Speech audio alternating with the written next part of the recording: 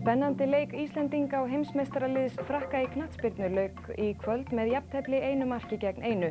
Íslendingar voru fyrri til að skora. 12 til 13.000 manns voru á vellinum.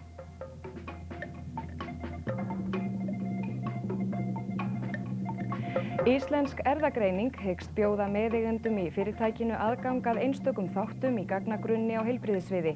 Hafa á samvinnu við tryggingafélög, lyfjafyrirtæki og fleiri við gerð grunnsins. Fyrrverandi hreppstjóri Skógarstrandarhrepps telur að sameining hreppsins við Dalabyggð hafi verið þvinguð fram og íbúum hafi ekki verið gefinn kostur á að velja fleiri kosti. Sterkar líkur á því að íkveikju hafi verið að ræða þegar eldur kom tvisvar upp í 4 hæða fjölbýlishúsi við Vatnsstíg í Reykjavík í nótt. Bandarískur sálfræðingur heldur því fram að dáleiðsla geti verið árangursríkari meðferð við þunglyndi en lyfjagjöf. Turandot ópera Puccinis var frumsýnd í keisaraborginni fornu í Peking í kvöld en uppfærslan þykir einhver sú markverðasta á öldinni. Kristján Jóhannsson syngur eitt aðalhlutverkið. Gott kvöld. Nú nýlokið leik Íslendinga og Frakka á Laugardalsvelli í undankeppni Evrópumeistaramóts landsliða í knattspyrnu. Honum lyktaði með 1 marki gegn 1. Ingólfur Hannesson á Laugardalsvelli. Já, þakka fyrir Helga. Það óhætt að segja það að Laugardalsvöllurinn hafi í kvöld verið vettvangur einhvers glæsilegasta íþróttaafrek sem Íslendingar höfum séð. Hér náðum við jafntefli gegn heimsmeistarunum í knattspyrnu. Nýbakaðir heimsmeistarar þurftu að sætta sig við að tapa stigi hér á Laugardalsvellinum. En bæði mörkin voru skoruð í fyrri hálfleik og það var Ríkharður Daðason sem skoraði fyrst fyrir okkur Íslendinga og sérstaklega glæsilegt mark eftir fyrirgjöf Rúnars Kristinssonar. Við sjáum markið hér. Og hér gefur markið sem að Ríkharður skoraði miðan fyrri hálfleikin. Ótrúlega glæsilegt mark. En Bartes, markvörður þeirra Frakkanna, fór þarna í glæfralegt úthlaup og áttaði sig ekki á Ríkharði, hinum sterka skallamanni sem leikur með Víkingi frá Stavanger í Noregi þessar mundir. Og mikið má nú vera ef að Ríkharður hefur ekki vakið athygli stórliða víða í Evrópu fyrir þennan skalla. Það fallega mark hjá honum, sjáu þið hér, stekkur manna hæst og nikkar boltann. Þetta sérlega vel gert. Og þar með voru Íslendingar komnir með forystu í þessum leik og menn ætluðu vart að trúa sínum eigin augum hér á Laugardalsvellinum. Guðjón Þórðarson skengti Ásgeiri Sigurvinssyni Karmelu eins og hann gerir þegar íslenska liðið skora mörkin. En Frakkarnir voru fljótir að svara fyrir sig. Örfáum mínútum síðar náðu þeir afskaplega fallegu upplaupi þar sem að íslenska vörnin var býsna grátt leikinn og þessi upplaupi lyktaði með því að Dugarry skoraði fyrir Frakkana og jafnaði með til. Staðan var 1-1. Þetta fallegt mark hjá Kristóf Dugarry.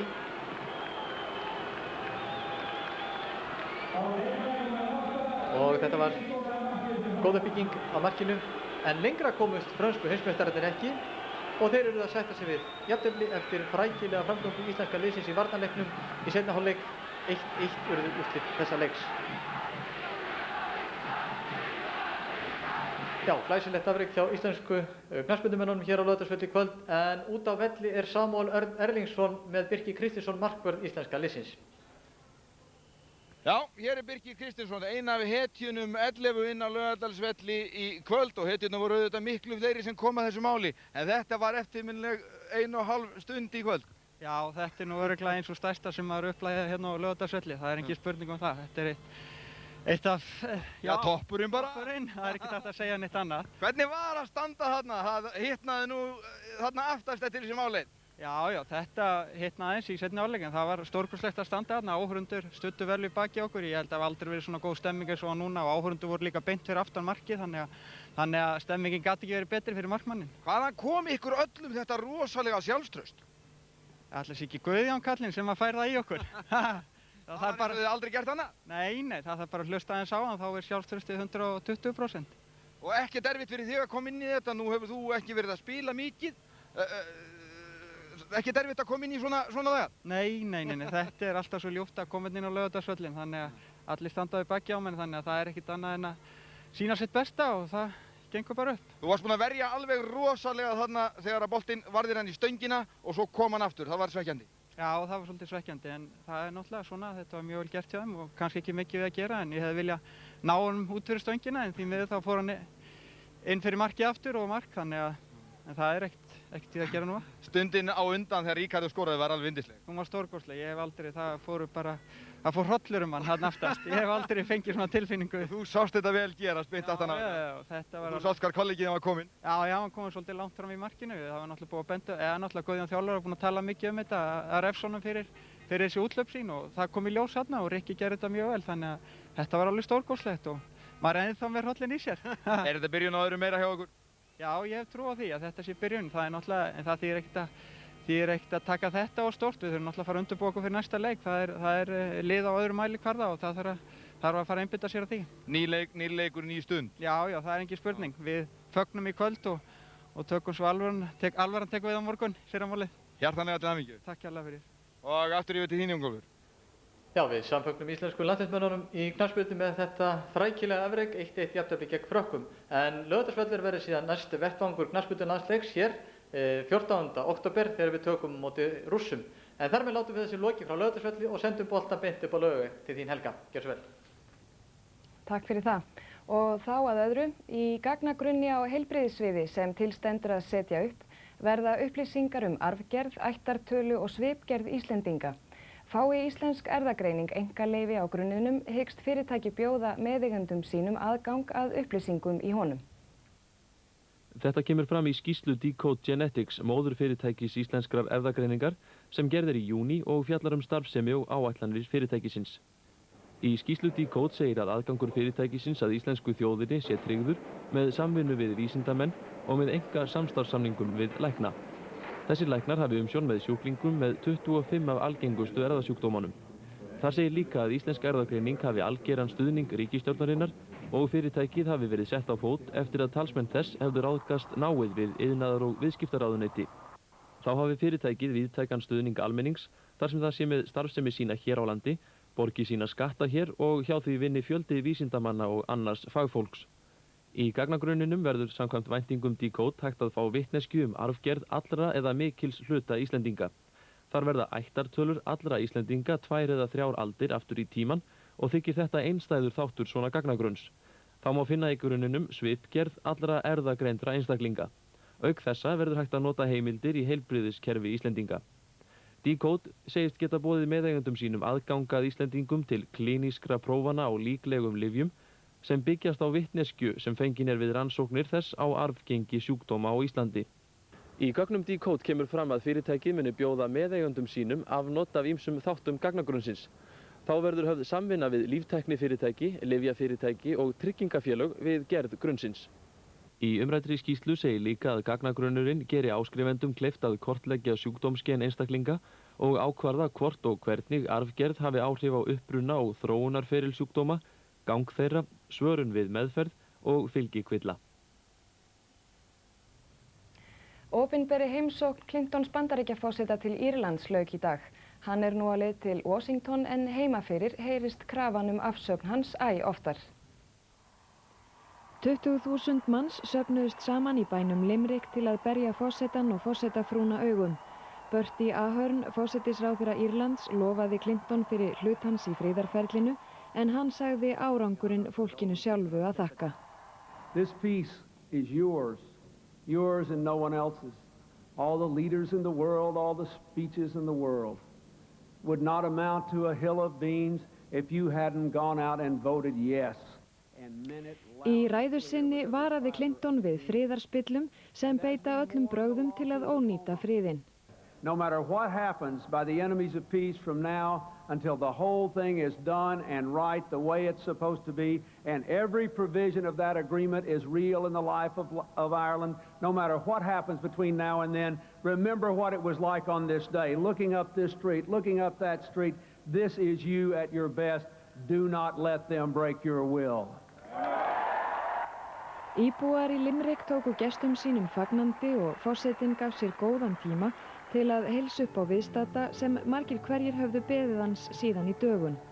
Áður en forsetahjónin héldu aftur heim á leið til Washington gaf Clinton sér tíma til að spila golf í Balibi Union sem talin einn besti golfvöllur í heimi. Starfsmenn Hvíta hússins vonuðust til að þessi opinbera heimsókn Clintons myndi beina athyglinni frá Lewinsky málinu en þeim varð ekki að ósk sinni. It's certainly ironic and perhaps a little tragic that on the occasion of what is arguably his greatest foreign policy success in the second term of his presidency is in peril. He cannot get far enough away from Washington. The Monica Lewinsky affair dogs his every step. And it's here in the person of the Washington Press Corps. So every time there's a chance to throw a question at him, there is a question about Monica Lewinsky. Brátt kemur að því að Kenneth Starr greini þinginu frá niðurstöðum úr skýrslu sinni í Lewinsky-málinu. Margir velta fyrir sér hvort dagar forsetans verði taldir eftir það. Ólafur Ólafsson landlæknir og Þórir Helgason læknir voru sæmdir heiðursdoktorsnafnbót í læknadeild á háskólahátíð í dag. Þá hvatti háskólarektor starfsmenn háskólans og nemendur til málefnalegrar og uppbyggilegrar gagnrýni en falla ekki fyrir fagurgala aðila í sérhagsmunabaráttu. Háskólahátíð hófst með kjöri tveggja heiðursdoktora við læknadeild þeirra Ólafs Ólafssonar landlæknis og Þóris Helgasonar læknis.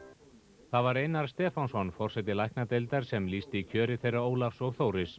Sem landlækni Ólafi talið til sæmdar að hafa verið í senn faglegur leiðtogi og siðferðilegur eftirlitsmaður íslenskra lækna sem ávallt hafi beitt sér fyrir hönd þeirra sem minna hafa mátt mega sín. Þóri þökkuð forysta hans í meðferð sykursjúkra þar sem skörp framsýni hans og innsæi hafi veitt Íslandi áratuga forystu á þessu sviði og leið vakið heimsathygli með rannsóknum sínum. Þá fór Páll Skúlason, háskólarektor, nokkrum orðum stöðu og stefnu háskóla í nútíma samfélagi og ýmis nýmæli í starfi Háskóla Íslands. Páll segir ljóst að viss straumhvörf eigi sér nú stað í starfi háskóla. Íslendingar verði að fylgjast með ef þeir ætli að skipa sér á bekk meðal þeirra fremstu. Rektor vill reisa veglega þjónustu og félagsmiðstöð, svokallað háskólatorg, til að efla samskipti stúdenta, kennara og annars starfsfólks. Jafnframt þurfi háskólinn að eiga útibú í hverjum landsfjórðungi svo engum dyljist að hann á erindi við alla landsmenn. Að lokum sagði rektor í erindi sínu að skyldur háskólakennara verði að vera við fræðin sjálf og nemendur og starfsfélaga, svo sé ekki minni skyldan við þjóðfélagið. Háskólarektor lagði ennfremur áherslu á að lífæði vísinda og fræða væri málefnaleg og uppbyggileg gagnrýni sem jafnframt væri kjölfestan í lýðræðis þjóðfélagi.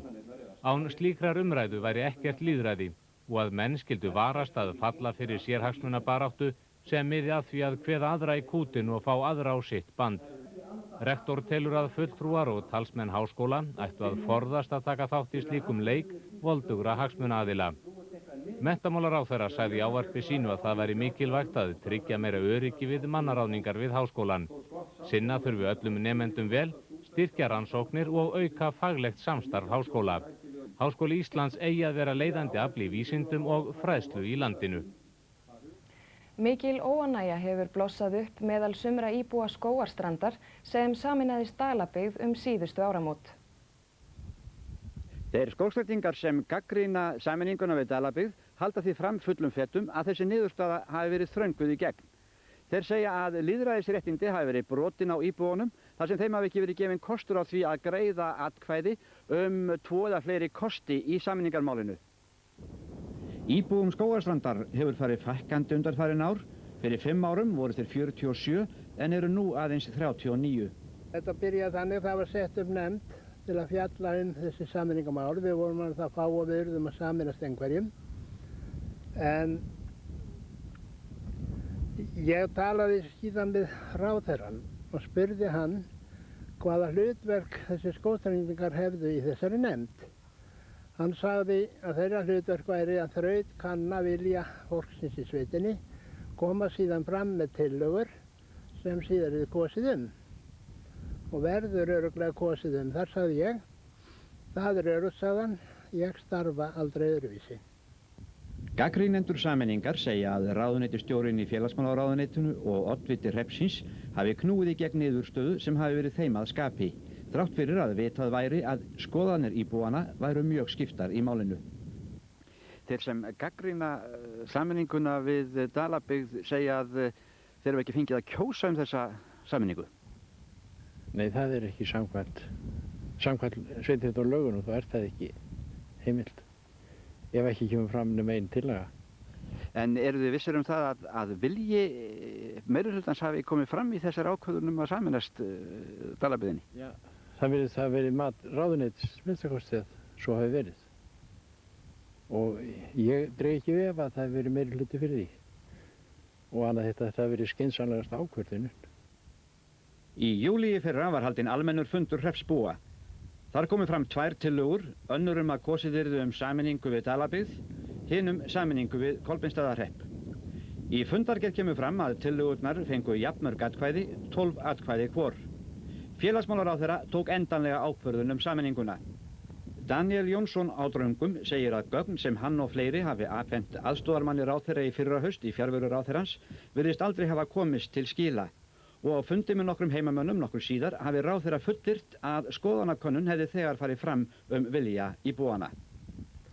Og ég fór að kynna mig hvernig hún hefði farið fram þessi könnun og þá var það þannig að 2 manneskjur á sveitinni, að vísu börn oddvitans, fóru á suma bæina og létu fólk skrifa þar á blaðum vilja til að sameinast þannig eftir.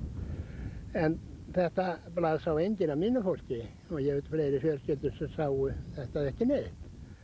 Guðmundur Jónsson á Emmubergi segir ljóst að skoðanir hafi verið skiptar meðal hreppsbúa. En ég hræddur að þeir hafi verið skiptar í fleiri en 1 eða 2 áttir. Svoleiðis að það hef ekki verið neinn meirihluti fyrir neinu nema þessu. Sameiningu við Dalabyggð. Grunur leikur á að kveikt hafi verið í af ásetningi þegar eldur kom upp í fjölbýlishúsi á horni Vatnsstígs og Lindargötu skömmu eftir miðnætti í nótt. 33 eru skráðir til heimilis í húsinu og voru 25 þeirra heima þegar kviknaði í húsinu og var öllum bjargað út. Slökkviliðinu í Reykjavík barst tilkynning eldinn klukkan 12:30 í nótt. Mikinn reyk lagði þá út íbúð á annarri hæð hússins að Vatnsstíg 11. Að sögn varðstjóra hjá slökkviliðinu urðu reykkafarar varið við töluverðan eld á gangi á annarri hæð. Talsverðar skemmdir urðu á íbúðinu og ganginum en greiðlega gekk að koma fólki út úr húsinu og ráða niðurlögum eldsins. Okkur brá ónættilega, eins og skilja eftir. Hér eru við með 33 íbúar það bil og þetta var frámanni þegar svonir. Það eru 3 hæðir og kjallari. 3 íbúanna var bjargað niður af svölum á 3. hæð og 3 voru fluttir á slysadeild vegna gruns reykeitrun. Að öðru leyti sluppu íbúarnir án meiðsla. Ummerki á annarri hæð benda til þess að kveikt hafi verið í af ásetningi og húsvörðurinn ekki í vafa að íkveikju sé að ræða. Það var fatnaður og ýmislegt fyrir utan, vindsæng, svefnpoki og annað og borið að því. Fyrir utan íbúðina á ganginum sem kviknaði eldur kom upp því og borið eldur að því. Skömmu eftir klukkan 2 var síðan mikil sprenging í risíbúð að Vatnsstíg 11 og rigndi glerbrotum yfir götuna þegar þakgluggi sprakk. Slökkviliðið þurfti að rjúfa þakið til að komast fyrir þann eld en líkur benda til þess að þar hafi kviknað í út frá vindlingaglóð. Ekki talin nein bein tenging á milli brunanna tveggja. Rýma varð húsið í tvígangi í nótt og fengu margir íbúana inni hjá hjálpræðishernum. Dáleiðsla getur verið árangusríkari aðferð við meðferð þunglyndis heldur en lyfjagjöf ein og sér. Þetta skoðun Mikaels D. Japkos, sérfræðings í klínískri sálfræði. 70 einstaklingar úr heilbrigðisgeiranum sóttu námskeið hjá Michael D. Japko sem var haldið á vegum Geðlæknafélags Íslands og félags sérfræðinga í klínískri sálfræði. Japko forstöðumaður Milton H. Eriksson stofnunarinnar í San Diego í Kaliforníu. Stofnunin sérhæfir sig í að kynna og rannsaka dáleiðsluaðferðir við meðferð þunglyndis. As a general principle, hypnosis is about focusing and relaxing, and it creates a receptive mindset to learning new skills.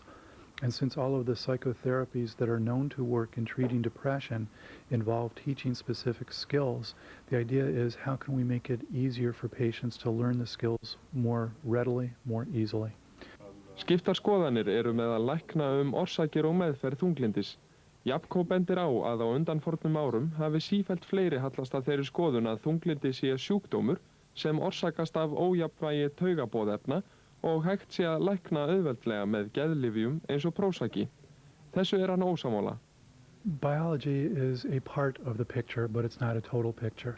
Well, we recognize that the drugs that have been developed, such as Prozac, are valuable in the treatment process. But what we've also learned is that they're not a total solution, that there are some things that, in fact, psychotherapy can do better than drugs. There are some things that drugs can do better than psychotherapy. Fortunately, it's not an either-or choice. We can do both. But one of the things that we have